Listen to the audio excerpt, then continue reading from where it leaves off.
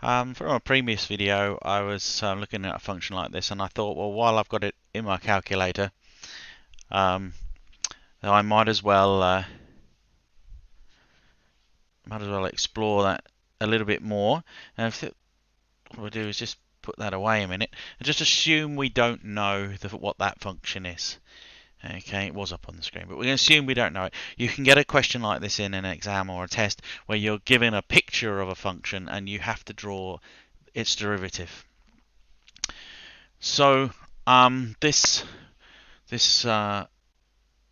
particular function has two stationary points, and they're the first thing that we should identify on our derivative graph, because we know this is the slope function. Okay, so where the slope function, or where the slope is equal to 0, we're going to have x-intercept. So that should line up down there.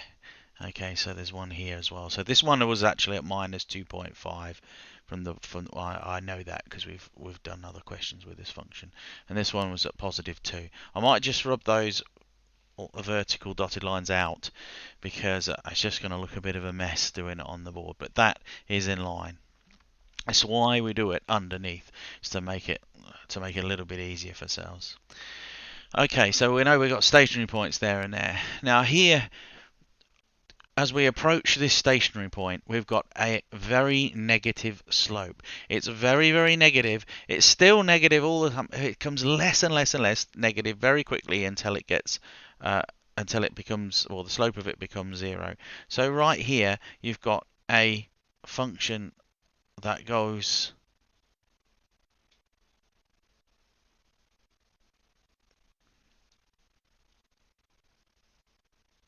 up like this.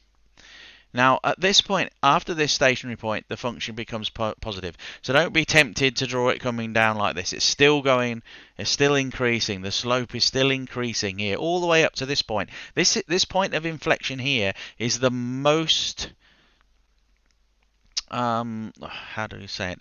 It's the most positive that the slope becomes. And then it will start becoming less and less positive for the slope. So that's going to coincide with a maximum. Okay, so that here coincides with a maximum. So that's at minus 1 there. Now we're going to again then move towards another stationary point. So we're becoming less and less steep. It's still positive here, okay, but less and less steep. It's quite awkward to draw because it's going to sort of approach like this, or it's going to be there. Now, this is a stationary point of inflection, so the slope then shoots off to become more and more positive again. So this slope's going to shoot off back like that, okay, as the slope gets steeper and steeper and steeper. Okay. It's quite difficult, really, for two reasons, and that is because you want to draw something that's kind of symmetrical in here, but it's not.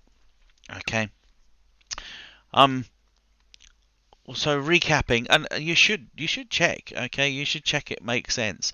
Very, very, very negative. Yeah, so we're very negative. We're right down the bottom of this graph. Less and less and less negative until we get to a stationary point, and then the graph goes positive. So the slope graph moves into the positive region to a maximum here. The steepest part of the graph, the steeper part of this graph is here. So this is the maximum point here at -1, and then it's becoming less and less positive. It's still positive, but it then reaches a stationary point here where the graph then becomes increasing again, so, and more and more and more so the function goes up like that. And just remind you of your tool on your calculators. We go back over here.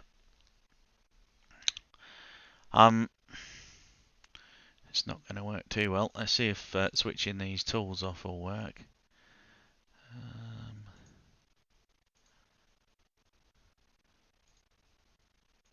So I really need to see the bottom of that. Okay, that's better. I realised this earlier. Okay, so I'm just knocking the camera. So if we look at this graph again, there we are, and we can get the derivative graph on here. I did, if we know the function, I did know the function. So I showed this earlier, but if you missed the video, you can actually do derivative graphs if you go to the catalog. So shift catalog, an improvement a little bit to last time, because I know that it begins with D. If you want to go to any function that begins with A, you can type alpha and then A, and ours is derivatives, so there it is, we want that one, and then it's the derivative of that function, which is called y1. So we press this button for the y and then the 1, and then we press execute, and you don't fill that in, it automatically puts an X there. And there you can see your derivative graph. So you can practice these, you could make up your own functions, and then you could work out what the graphs were like this. Okay. But of course, what's going to happen in the tests and the exams is we're not going to tell you the function. Otherwise, we know you can cheat like that on the calculator. All right. Well, that was good fun whacking my board there with my chair. Hope that's helpful.